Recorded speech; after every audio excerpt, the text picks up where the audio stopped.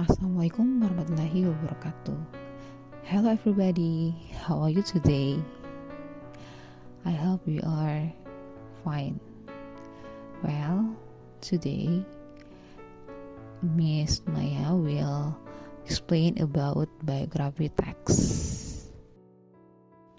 Well, Shidan, could you see the picture? Well, Miss Maya will give you 3 questions. The first is, do you know him? Second is, who is he? And the third is he famous? Why? Ya, yang Miss akan jelaskan pada video ini itu yang pertama, apa itu biografi? Kemudian apa fungsi sosialnya? Kemudian struktur teksnya, dan yang terakhir ciri-ciri kebahasaan dari biografi. Biography is a detailed description of a person's life. It involves more than just the basic facts like education, work, relationship, and death. It is non-fiction. Jadi biografi ini merupakan gambaran rinci dari kehidupan seseorang yang melibatkan lebih dari hanya fakta-fakta dasar seperti pendidikan, pekerjaan, hubungan, hingga kematian. Jadi biografi itu merupakan non-fiction atau bukan fiksi yang merupakan fakta-fakta. Kemudian yang kedua, social function of biography text is to inform by retelling past events and achievements in a person's life. Jadi fungsi sosial dari biografi teks itu adalah untuk menginformasikan dengan menceritakan kembali kejadian-kejadian yang telah terjadi dan pencapaian dalam hidup seseorang. Yang mana dalam pencapaian-pencapaian ini diharapkan mampu memberikan motivasi bagi para pembaca. Well, sekarang kami akan menjelaskan mengenai generic structure dari biografi teks. Jadi biografi teks ini terdiri atas 3 bagian, ya, 3 parts. Yang pertama itu namanya orientation. Orientation, it gives the reader the background information as to why this person is not worthy and should have a biography written about them. The opening paragraph should answer the question who, what, where, when, and how. Jadi di orientasi di sini memberikan pembaca mengenai informasi latar belakang atau alasan mengapa orang yang dijelaskan pada biografi itu penting dan seharusnya dibuatkan biografinya, ditulis mengenai mereka. Paragraf pembuka ini biasanya menjawab pertanyaan dari who, siapa, what, apa, where, di mana, when, kapan, dan how, bagaimana. Part 2 is series of event. Jadi yang bagian kedua adalah series of event, rangkaian peristiwa. Series of event is told in a chronological order. Jadi maksudnya chronological order di sini merupakan dia secara beruntutan, secara kronologis. It contains event containing explanation that occur or was experienced by the characters, including the problems it faced in achieving its goals and ideals. The interesting, memorable, amazing, and moving things experienced by the characters are also described in the series section. Jadi di series of event ini dia berisi mengenai peristiwa-peristiwa penjelasan yang terjadi atau dialami oleh karakter, ya, meliputi masalah-masalah yang dihadapi dalam mencapai goals, tujuannya, and idols, cita-citanya.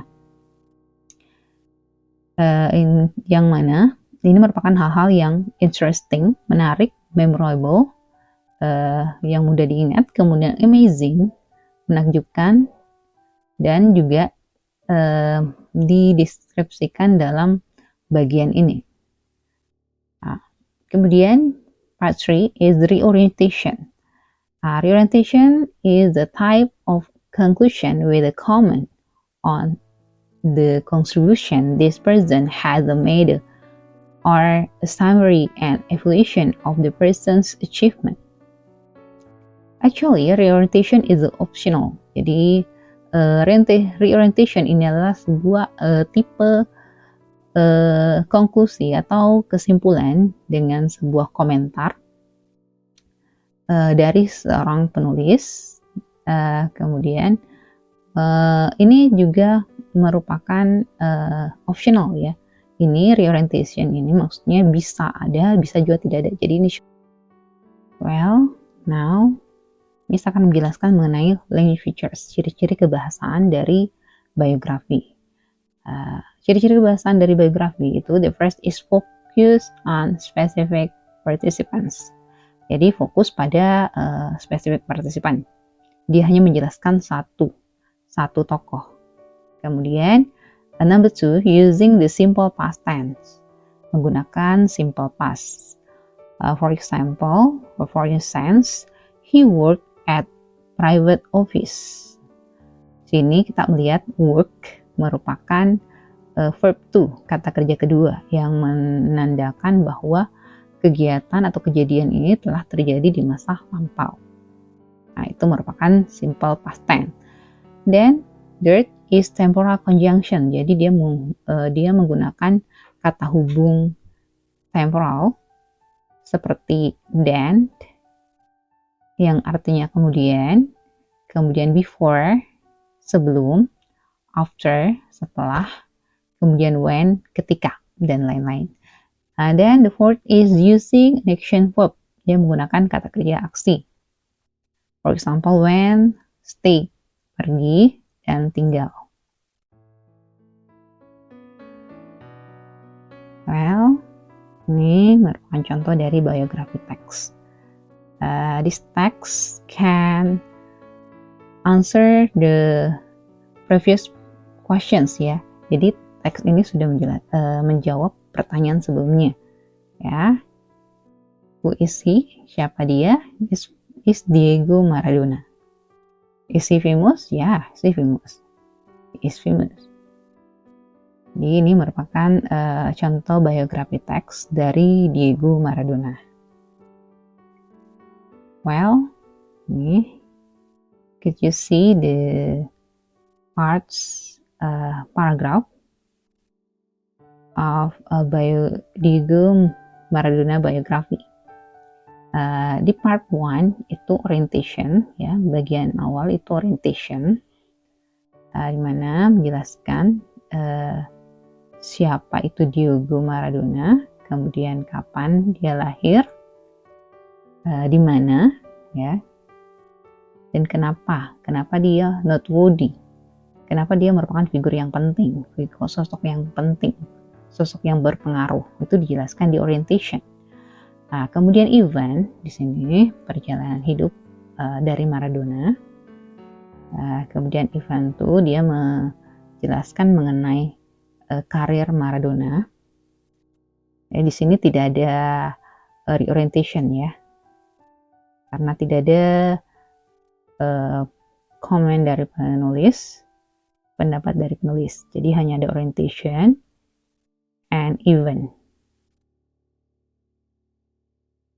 Well, language features. Jadi untuk language features dari biografi Diego Maradona itu Yang pertama, untuk spesifik participansnya itu adalah Diego Maradona, kemudian simple past tense, ini Miss hanya ambil salah satu contoh saja. Maradona display football talent early.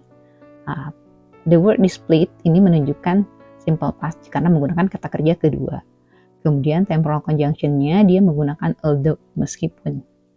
Kemudian the last using action verb.